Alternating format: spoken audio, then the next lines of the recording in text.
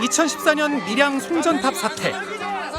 수도권으로 전기를 끌어오기 위해 765kV 초고압 송전탑을 건설하면서 밀양 시민과 공권력의 갈등이 극단으로 치달았던 사건입니다. 주민 2명이 목숨을 끊었습니다.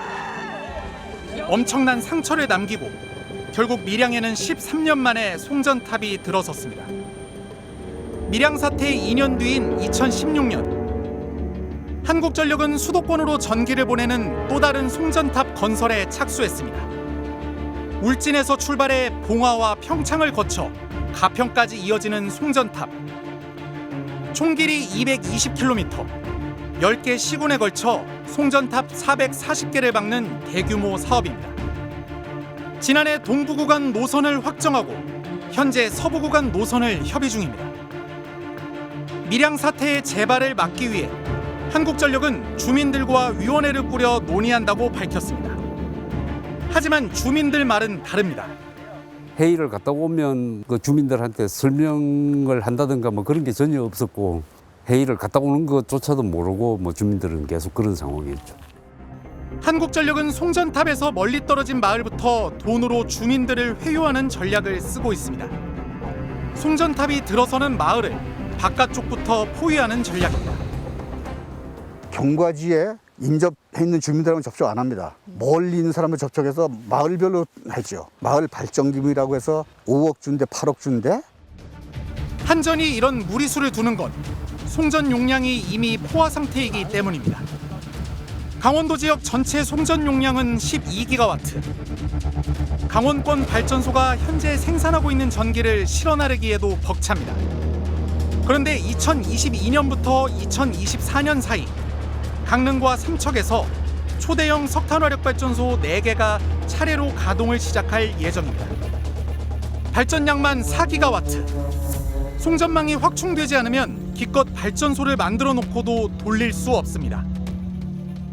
송전선에 자기 있으면은 그 발전소를 그 자리에 들어올 수가 없다 하는 이야기가 이제 서로 왔다 갔다 해야 되는데 우리나라는 그런 절차가 전혀 없이 장소 다 발전소 먼저 정하고 한전은 그냥 무조건 그 정해진 걸 따라서 이제 송전선을 건설해야 되는 이제 그런 형태로 지금까지 해 왔습니다. 사실 송전 문제는 이명박 정부가 초대형 석탄 발전소를 대폭 허가할 때 이미 예견된 상황이었습니다. 발전소는 엄청나게 늘리면서 정작 송전선 확충 계획은 세우지 않았던 겁니다. 송전을 못하면 발전소를 돌릴 수 없습니다. 기껏 17조 원을 들여 발전소를 지어놓고 그냥 놀려야 하는 겁니다. 그래도 민간 발전소는 손해를 보지 않습니다. 발전소 과실이 아닌 송전 문제로 전기를 못 보내면 그 비용은 고스란히 다 물어줘야 합니다.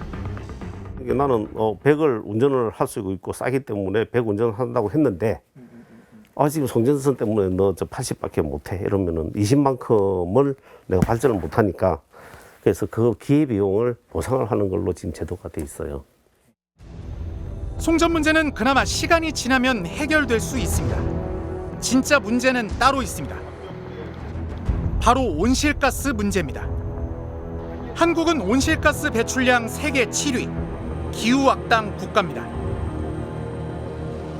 2015년 12월 파리 협정이 체결되자 박근혜 정부는 2030년까지 온실가스 배출량을 전망치보다 37% 감축하겠다는 계획을 내놨습니다.